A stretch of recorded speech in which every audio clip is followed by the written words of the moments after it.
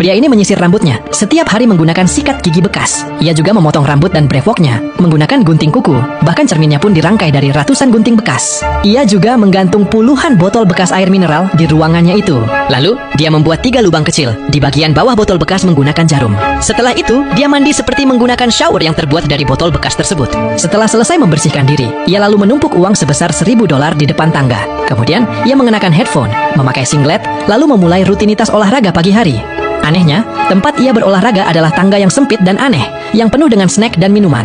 Setelah selesai berolahraga, pria itu mulai berdoa. Tetapi, objek doanya adalah ransel merah, yang isinya selalu terisi penuh dengan snack, minuman, dan sejumlah uang. Setelah selesai berdoa, pria itu memeluk ransel tersebut. Ia membuka resletingnya, mengeluarkan sekotak jus, dan menyusunnya dengan rapih di samping tangga. Kemudian, ia mengeluarkan segepok uang dolar dan menambahkannya ke tumpukan uang di sana. Setelah itu, ia membereskan ranselnya dan menata semua barang di dalamnya dengan teratur. Barulah setelah menyelesaikan pekerjaan hari itu, ia pun bersantai memakan apel sambil asyik membaca buku. Siapa sangka, pria yang super disiplin ini dulunya pernah jadi pencuri. Kira-kira 35 tahun yang lalu, dia dan kakaknya panik melarikan diri dari kejaran polisi. Dalam kebingungan, mereka terjebak masuk ke tangga yang bentuknya aneh itu. Tiba-tiba, sebuah tembakan meletus. Kakaknya itu terkena tembakan dan terjatuh. Saat itu juga, ketiganya menyadari bahwa mereka terjebak di tangga itu.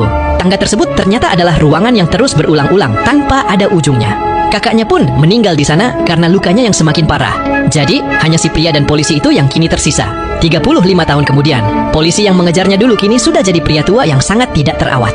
Ia sudah putus asa dan tidak punya harapan apapun lagi dalam hidup. Suatu hari, tiba-tiba pria tua itu memegang kepalanya sambil berteriak kesakitan. Si pria langsung menghampirinya. Saat menjelang ajalnya, pria tua yang ternyata seorang mantan polisi itu membisikkan beberapa wejangan. Jangan pernah sekali-kali kamu masuk ke lift itu. Setelah mengucapkan kata-kata tersebut, beliau pun meninggal dunia. Setelah pria tua meninggal, pria itu merasa sangat gelisah dan bingung. Ia tidak tahu bagaimana menjalani hidupnya sendirian di sana.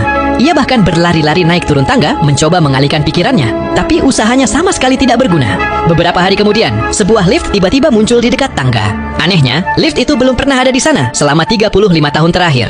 Kemudian pria itu teringat pesan terakhir dari si pria tua mantan polisi. Namun, rasa kesepian dan putus asa sudah terlalu mendalam, ia tak sanggup lagi menahan diri. Akhirnya, ia melangkahkan kaki masuk ke dalam lift. Kemudian cahaya kilat menyambar pria tersebut. Seketika itu juga, semua ingatannya kini telah terhapus. Dan begitulah, siklus pun akan dimulai lagi dari awal.